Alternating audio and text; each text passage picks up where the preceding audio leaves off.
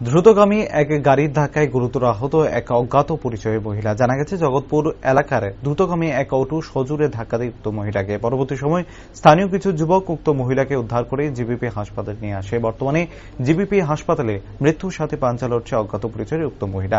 মহিলার অবস্থা আশঙ্কাজনক হওয়ায় পরিবার পরিজন দ্রুত যোগাযোগের আহ্বানের উদ্দেশ্যে সাহায্য চান উক্ত যুবকরা।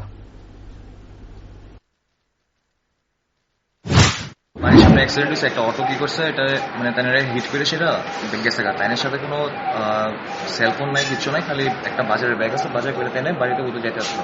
তো হঠাৎ করে শুনি আমরা, মানে হঠাৎ করে একটা আওয়াজ শুনছি, শোনার পরে দেখতেছি মহিলা নাকি মহিলা রাস্তা সাইডে করে রয়েছে।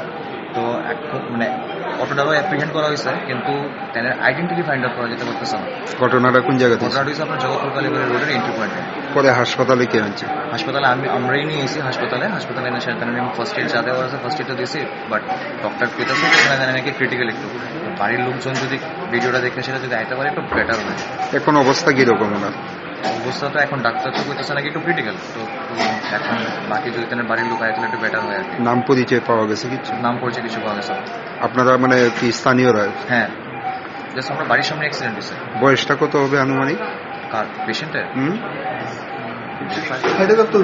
60।